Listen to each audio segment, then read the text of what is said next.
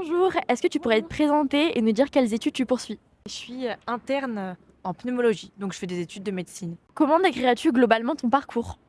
Mon parcours, il a été, je pense, long, fastidieux. Les études de médecine, c'est assez éprouvant, mais c'est hyper intéressant et hyper, stimulant intellectuellement. Donc je suis assez fière, je dirais. Quel genre de cours avez-vous en septième année?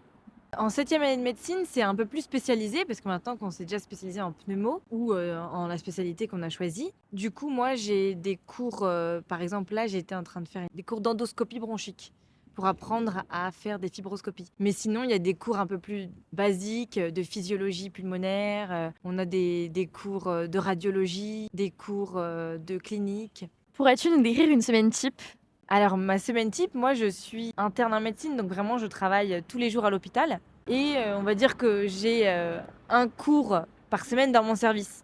En fait, je suis vraiment dans le monde du travail plutôt. Et sinon, on a des séminaires le vendredi de temps en temps, des journées complètes. Mais du coup, ma semaine type, c'est vraiment, je vais à l'hôpital, je vois mes patients, je les soigne, je fais des visites avec mes chefs et on met en place des traitements, on les sort d'hospice.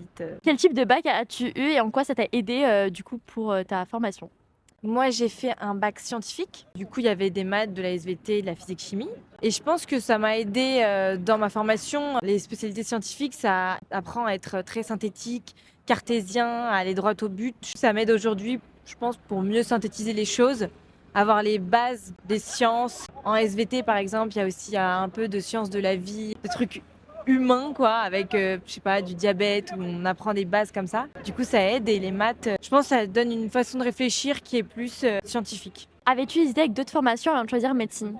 Oui, j'avais hésité avec des études de droit et avec des études de physique chimie. Finalement, j'ai pris médecine parce que j'aimais bien le contact avec les patients, avec les gens. Aider l'autre, ça m'inspirait plus que faire des choses plus scientifiques. Comment s'est passée la transition entre l'externat et l'internat?